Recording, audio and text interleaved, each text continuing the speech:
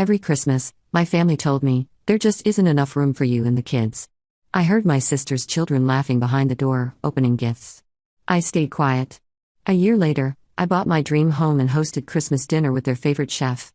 Invitations? None sent. When photos hit social media, their silence turned to furious calls. Growing up, Christmas was always magical in the Peterson household. Mom would spend weeks decorating every inch of our childhood home, Dad would dress up as Santa for the neighborhood kids, and the smell of cinnamon rolls would wake us up on Christmas morning. Those memories felt like a lifetime ago as I stood outside my parents' front door last December, holding my two young children's hands while balancing a bag of presents. "Mommy, why aren't we going inside?" my 6-year-old daughter Emma asked, tugging at my coat sleeve. I took a deep breath and knocked again, louder this time. Through the frosted glass, I could see the warm glow of Christmas lights and hear laughter echoing from inside. Finally, my mother opened the door, her face immediately shifting from holiday cheer to what I can only describe as mild annoyance. "Oh, Sarah. I didn't realize you were coming by today," she said, not moving aside to let us in from the cold.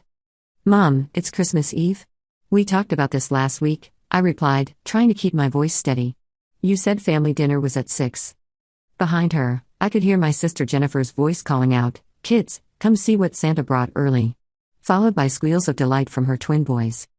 My mother glanced nervously over her shoulder, then back at me. "Well, the thing is, honey, we just don't have enough room this year. Jennifer's family is here, and you know how the boys get when there are too many people around. Maybe next year we can plan better?" The words hit me like ice water. Not enough room? In the house where I grew up. The same house that had hosted my cousins, aunts, uncles, and family friends every Christmas for decades?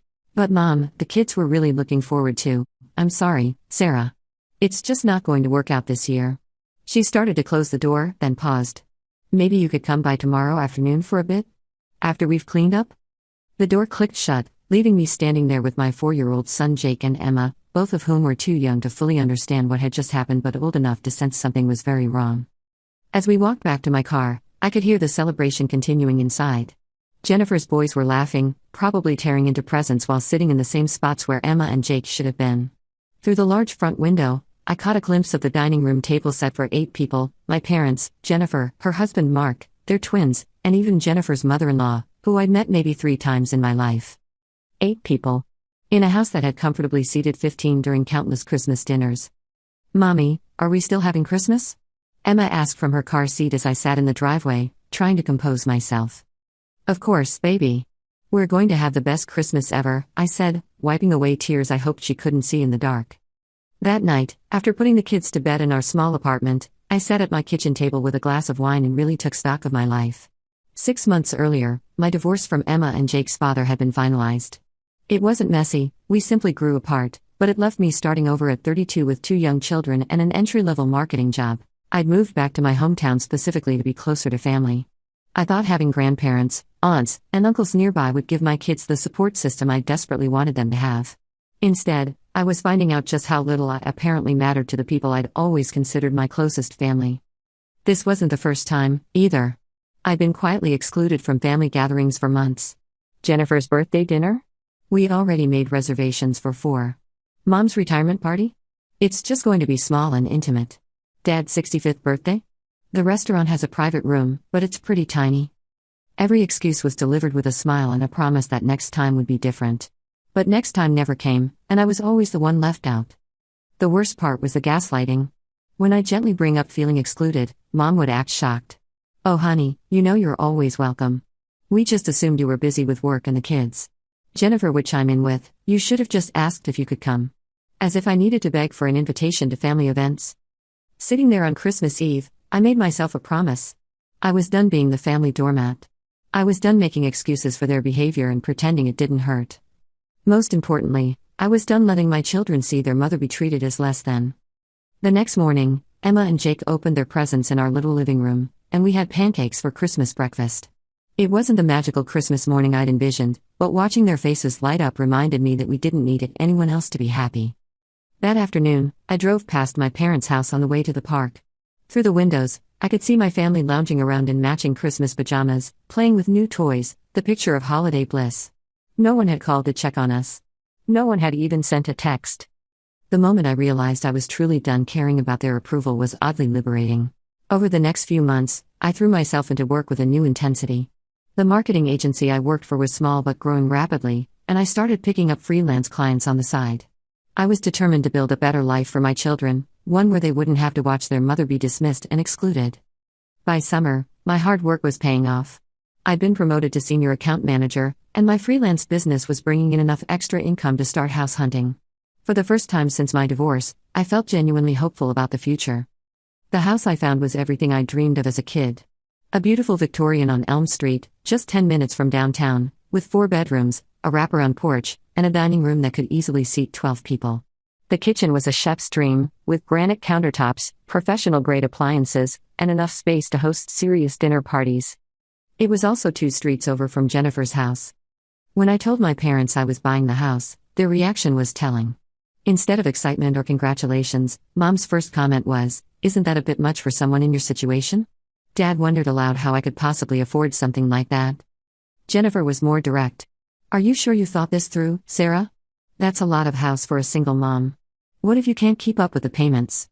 Their lack of faith in me only fueled my determination. In September, I closed on the house and spent the next few months turning it into everything I'd always wanted in a home. Emma and Jake each got their own rooms, painted in their favorite colors. I set up a home office where I could work on my growing freelance business. And I made sure that dining room was absolutely perfect. By November, I knew exactly what I wanted to do for Christmas. See, over the years, I'd heard my family rave about Chef Marcus Rodriguez countless times. He was the executive chef at Bellingham, the most expensive restaurant in our city, and apparently Jennifer's absolute favorite. She'd dragged the whole family there for her anniversary dinner the year before and hadn't stopped talking about his incredible creative vision and life-changing truffle risotto. Chef Rodriguez also happened to do private catering for special events. Very exclusive, very expensive private catering. I called his restaurant on a Tuesday morning in November. "I'd like to inquire about Chef Rodriguez's private dining services for Christmas Day," I told his assistant. "I'm sorry, but Chef Rodriguez's holiday calendar is completely booked," she replied. "We've had his Christmas slots reserved since August." "I understand. Would it help if I mentioned I'm willing to pay triple his usual rate?" There was a pause. "Let me check with the chef and call you back." An hour later, my phone rang. "Ms. Peterson? Chef Rodriguez would be delighted to prepare Christmas dinner for you and your guests. How many people should we plan for?" I looked around my beautiful new dining room, mentally counting seats. "Let's plan for 10, I said. "And please, don't hold back on anything. I want this to be absolutely unforgettable." The guest list came together quickly. My college roommate Lisa and her family were going to be in town visiting her parents. My neighbor Mrs. Chen, a widow who'd become like a grandmother to Emma and Jake, was thrilled to be included. I invited my old co-worker Michael and his partner James, who'd always been kind to me during my divorce. My yoga instructor Sophie didn't have family in town, and she'd become a good friend over the past year. 10 people who actually cared about me and my children. 10 people who'd never made me feel like an afterthought or an inconvenience. The menu Chef Rodriguez designed was incredible. We were talking about herb-crusted rack of lamb, his famous truffle risotto, roasted duck with cherry reduction, and desserts that belonged in a magazine. He was even bringing his own servers and sommelier. I spent the weeks leading up to Christmas decorating the house like something out of a holiday movie. Professional lights on the outside, a 12-foot tree in the living room, garlands on every banister, and enough candles to make the whole place glow. Emma and Jake were beside themselves with excitement about our fancy Christmas party. 2 weeks before Christmas, Jennifer called me. "So what are you guys doing for Christmas this year?" she asked, in that casual tone people use when they're fishing for information. "We're having people over," I said simply. "Oh, that's nice. Anyone I know?" "Just some friends." "Well, maybe we could stop by after dinner at Mom and Dad's? The boys would love to see Emma and Jake." I almost laughed. After last year's exclusion, she wanted to stop by my house like some kind of afterthought visit. "I don't think that's going to work out," I said. "We'll be pretty busy with our guests." There was a pause. "Guests? Like, a party?" "Something like that. Sarah, you know you're always welcome at Mom and Dad's. Last year was just, Jennifer, I need to go. The kids need dinner." I hung up before she could guilt me into anything. On Christmas morning, Emma and Jake opened their presents in our beautiful living room, then helped me set the table with my new china and crystal glasses. The house smelled amazing. Chef Rodriguez had arrived at 10 a.m. and had been working magic in my kitchen ever since. At 2 o'clock, my guests started arriving, and the house filled with laughter and warmth in a way it never had before. Mrs. Chen brought homemade cookies that the kids devoured. Lisa's daughters immediately bonded with Emma over their shared love of art. Michael and James entertained Jake with card tricks. When we sat down for dinner, Chef Rodriguez presented each course like we were at the finest restaurant in the world. The food was absolutely incredible, better than anything I'd ever tasted. The conversation flowed, the wine was perfect, and watching Emma and Jake giggle with their new favorite adults filled my heart in a way family gatherings never had. After dinner, we moved to the living room for coffee and dessert. The kids played board games with the adults, everyone shared stories, and I felt genuinely happy for the first time in years. That's when I decided to post some photos on social media.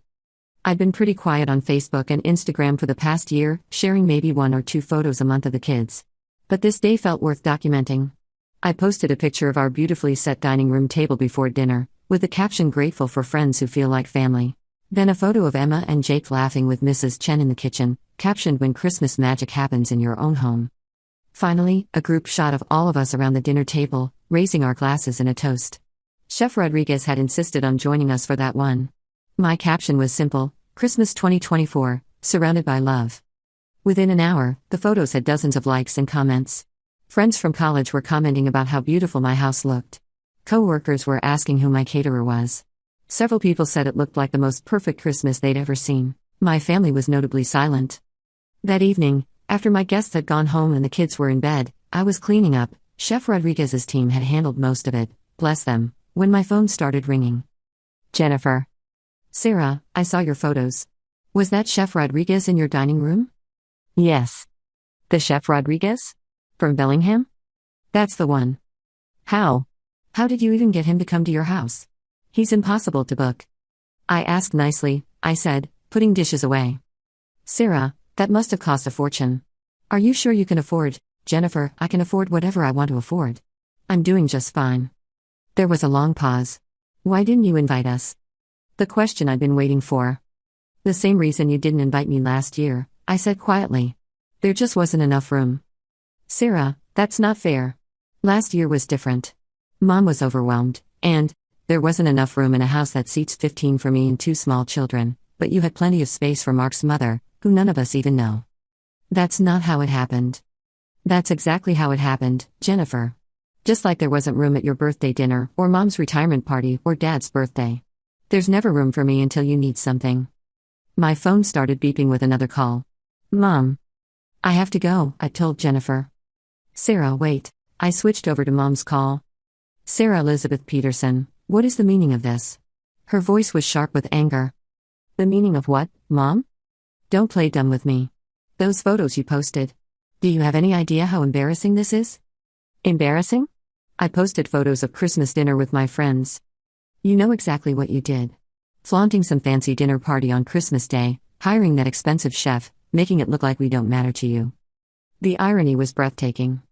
Mom, you literally told me there wasn't room for me at Christmas dinner. So I made my own Christmas dinner. With people who actually wanted me there. That's not what happened, and you know it. We've always included you in everything. When? When have you included me? Because I can list at least 6 events in the past year where I was specifically excluded. You're being dramatic, Sarah. Family is complicated, and sometimes, no, Mom. Family isn't complicated. Family shows up for each other. Family makes room. Family doesn't leave people standing on the porch in the cold with their children. We were going to have you over the next day.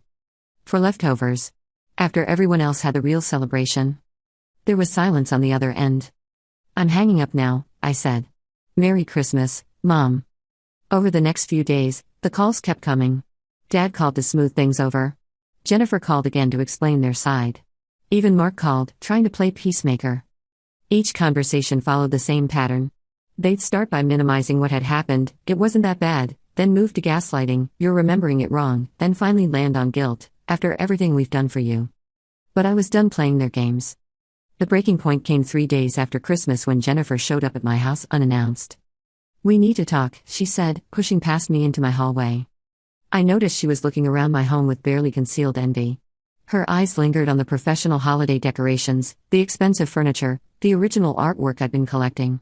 This was her first time actually inside my house since I'd bought it, and I could see her mentally calculating what everything must have cost. Nice place, she said, but her tone suggested the opposite of admiration. Thank you, I replied simply. Emma and Jake were in the living room watching a movie, and I didn't want them to hear whatever was about to happen. "Kids, why don't you go play in your rooms for a bit?" I called. As they headed upstairs, I caught Jennifer staring at a framed photo on my mantel from Christmas dinner. It was the group shot where everyone looked genuinely happy, genuinely connected. Chef Rodriguez had his arm around Mrs. Chen, Lisa's daughters were making silly faces, and Emma and Jake were beaming in the center of it all. "Must be nice," Jennifer muttered, "having enough money to buy friendships." The comment was so petty, so revealing of her mindset, that I almost felt sorry for her. Almost. Those aren't bought friendships, Jennifer. Those are people who show up because they want to, not because they feel obligated or because there might be something in it for them. She had the grace to look slightly ashamed, but it passed quickly. Once they were upstairs, Jennifer turned on me. "I cannot believe how selfish you're being about this," she began. "Do you have any idea how hurt Mom and Dad are? They've been crying for 3 days. "Good," I said simply. "Good? Sarah, they're your parents. And I'm their daughter. Which they seem to forget most of the time. That's ridiculous. They love you. Love isn't enough, Jennifer. Love without respect, without consideration, without basic decency is just manipulation. You're blowing this completely out of proportion.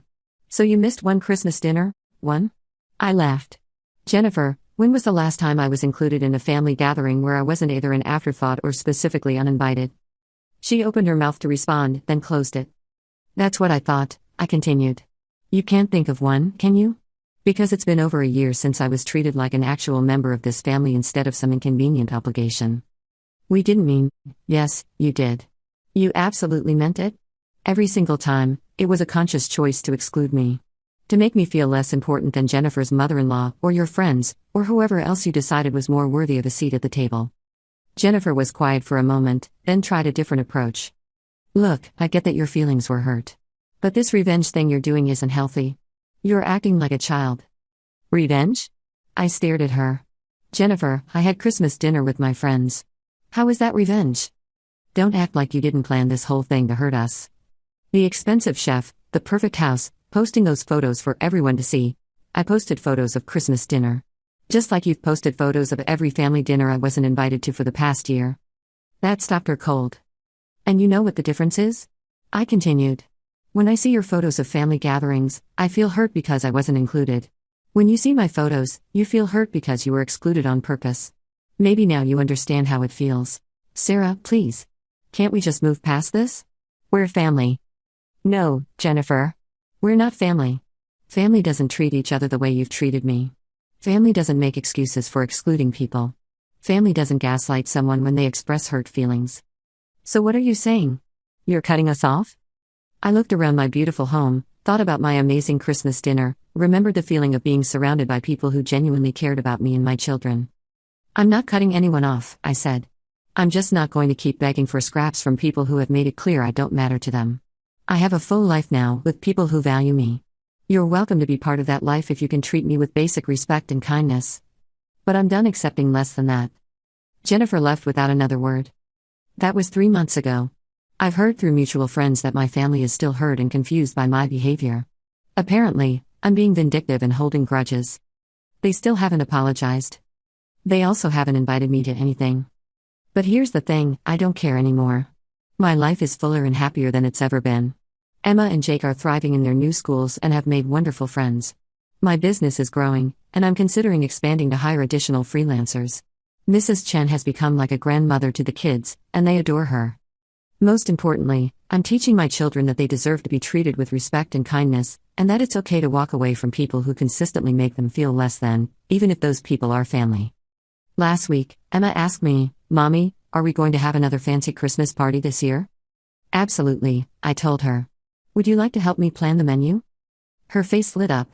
"Can we invite Mrs. Chen again? And Lisa's family? And maybe some of my friends from school? We can invite whoever we want, baby.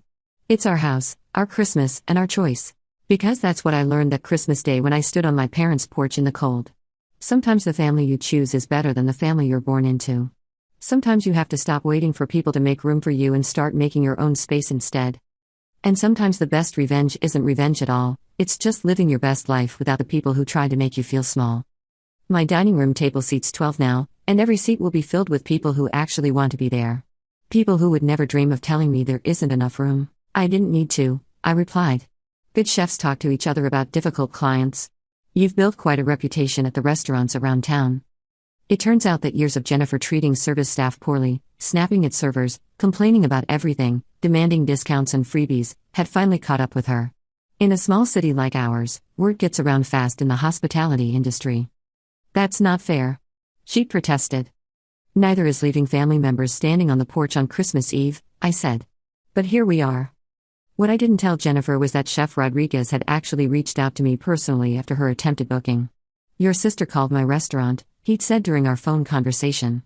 I wanted to let you know that my team and I consider you a valued client, and we don't work with people who might compromise the positive relationships we've built. Apparently, Jennifer had been quite rude during her initial inquiry, treating his assistant dismissively and making demands about pricing and menu changes before even securing a booking. When they politely explained their policies, she'd become increasingly hostile. I've worked with many families like yours over the years, Chef Rodriguez had continued. People who understand that good food is about more than just the meal, it's about respect, appreciation, and creating meaningful experiences. That's not something that can be purchased with rudeness or entitlement. I thanked him for his discretion and professionalism. It was yet another reminder that the life I was building was filled with people who valued integrity and kindness, qualities that seemed to be in short supply in my biological family. The irony wasn't lost on me. For years, Jennifer had name-dropped Chef Rodriguez at every opportunity, claiming to be one of his favorite clients whenever she managed to get a reservation at Bellingham. Now she couldn't even get him to cater a simple dinner party, while I had become one of his regulars for special occasions. It wasn't that I was trying to block her access, I genuinely didn't care enough about her social life to interfere. It was simply that actions have consequences, and Jennifer was finally experiencing hers. The final nail in the coffin came 2 weeks ago when Mom called, her voice shaking with what I initially thought was emotion but quickly realized was rage. Sarah, I need you to take down those photos from Christmas, she demanded. What? Your Christmas photos. Take them down. People are asking me about them, and it's embarrassing. What people? Everyone. The neighbors, people from church, my book club. They all saw your fancy dinner and they're asking why we weren't there. I don't know what to tell them. I almost felt sorry for her. Almost. Tell them the truth, Mom. Tell them you didn't invite me. I can't say that. What would people think? They think you treated your daughter poorly and she moved on with her life. Sarah Elizabeth, you take those photos down right now, or what? You'll exclude me from more family events? Stop calling me? Mom, you can't threaten to take away something you already took away. She hung up on me. That night, I added one more photo to my Christmas album on Facebook. It was a picture of Emma and Jake in our backyard, building a snowman the day after Christmas. My caption read, "Sometimes the best gift is learning your own worth." Within hours, it had over 100 likes and dozens of comments from friends supporting me. Several people shared their own stories of family dysfunction and how they'd found happiness after setting boundaries. The most meaningful comment came from my old college professor, Dr. Martinez, who wrote, "Sarah, watching you build such a beautiful life for yourself and your children has been inspiring. You're teaching them that love isn't about accepting poor treatment, it's about surrounding yourself with people who see your value. That's the greatest gift any parent can give." That comment made me cry, happy tears, for once. Yesterday, I got a text from Jennifer, "Mom's birthday is next month. Are you going to keep this up forever?" I replied, "There's nothing to keep up. When you're ready to apologize and treat me like family, let me know. Until then, I'll be here living my life." She hasn't responded. The truth is, I sleep better now than I have in years. My kids are learning what healthy relationships look like. My career is thriving. My house is filled with laughter and warmth from people who choose to be there.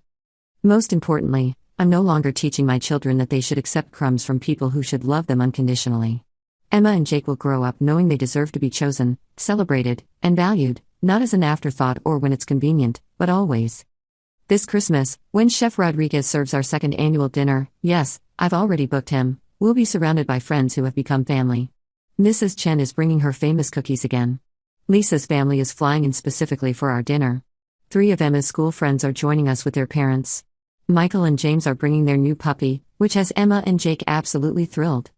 I've also invited my divorce attorney, Patricia, who became a friend during my legal proceedings and has been incredibly supportive of my journey toward independence. She's bringing her teenage daughter, who's been mentoring Emma in art projects. My yoga instructor Sophie is coming again, this time with her new boyfriend, who happens to be a professional photographer and has offered to capture our celebration. The guest list keeps growing organically, the way genuine relationships do.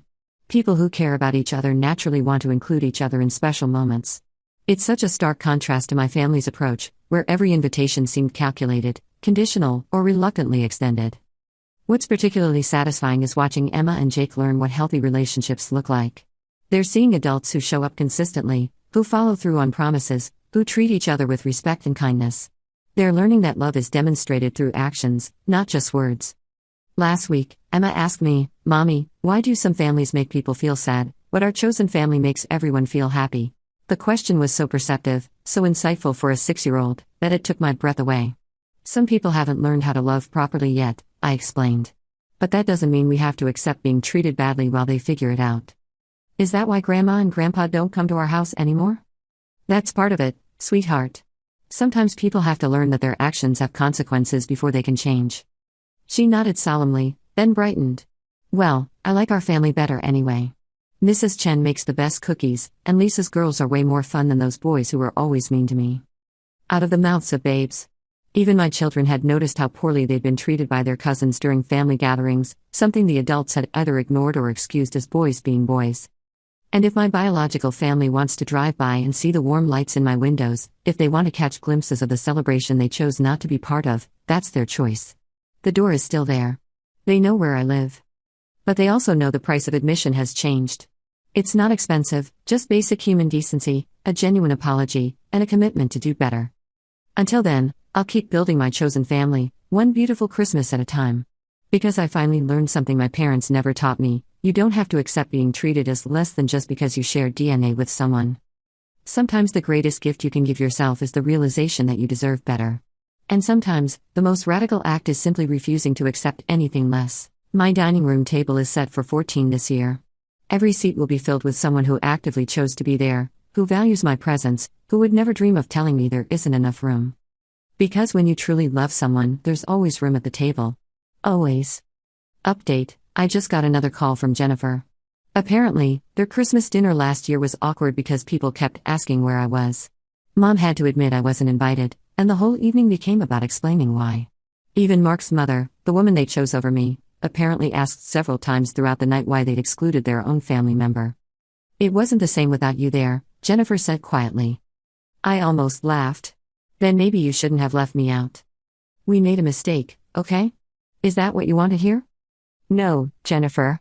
What I wanted was to not be excluded in the first place. What I wanted was for my children to grow up feeling loved and welcomed by their grandparents. What I wanted was basic decency from people who are supposed to love me. So what now? Now? Now I have a life that doesn't require me to beg for acceptance from people who should give it freely. And you know what? It's a beautiful life." She was quiet for a long time. "Are we ever going to be a family again?" she asked finally. "We could be," I said. "But it would have to be a different kind of family than what we were. It would have to be one where everyone is valued equally, where apologies are genuine, and where people actually make an effort to include each other. I don't know if you're capable of that."